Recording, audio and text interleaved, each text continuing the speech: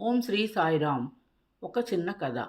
ఒకసారి భగవాన్ శ్రీ సత్యసాయి బాబా వారి వద్దకు ఒక యువకుడు వచ్చి, స్వామి, పరీక్షల్లో ప్రథమ శ్రేణిలో పాస్ అయ్యేటట్టు దీవించండి అని కోరాడు. స్వామి, బాగా చదివి కృషి చేస్తే ఫలితం అందుకుంటావు అని దీవించి పంపారు. ఆ తరువాత కొన్ని దినములకు ఆ యువకుడు ప్రథమ శ్రేణిలో పాస్ అయి స్వామి వద్దకు వచ్చి దర్శనం చేసుకుని, స్వామి, మీ దీవెనలతో నేను ప్రథమ శ్రేణిలో పాస్ అయ్యాను, కానీ నాకు మంచి ఉద్యోగం వచ్చేటట్టు అనుగ్రహించండి స్వామి అని ప్రార్థించాడు.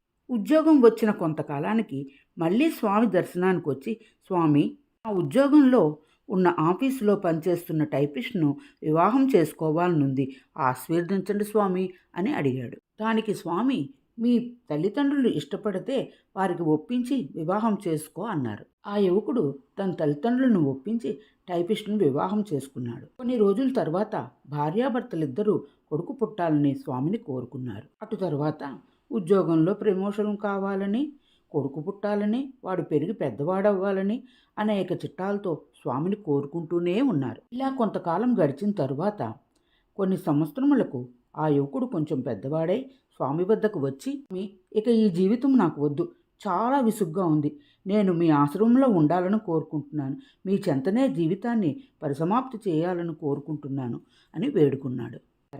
అతని విచారములకు, విసుగులకు, నిస్పృహలకు కారణమేమిటి? దశల వారీగా కోరికలు పెరగడమే. సత్యమునే ఆదిశంకరాచార్యులు బాలాస్తావత్ క్రీడాసక్తః, తరుణాస్తావత్ తరుణీసక్తః, వృద్ధస్తావత్ చింతాసక్తః, పరమే బ్రహ్మని కోపీనాసక్తః అని బోధించారు. బాబావారు ఈ భావాన్నే ఆటల పాటల బాల్యం బాయెను, ప్రాయంలో ప్రేమాయన మాయెను, ముదిమిని చింతలు ముదిరే పోయెను, పరబ్రహ్మ కాబట్టకపోయెను అని వివరించారు. కోరికలు ఉండకూడదని కాదు, కోరికలు క్రమక్రమంగా తగ్గించుకోవాలి అని స్వామి చెబుతూ ఉంటారు. ఆపేక్ష బంధకారణం.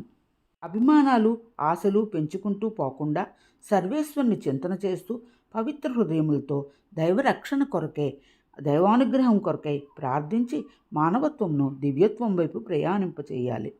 పరబ్రహ్మని చేరుకోవాలి. జై సాయిరామ్.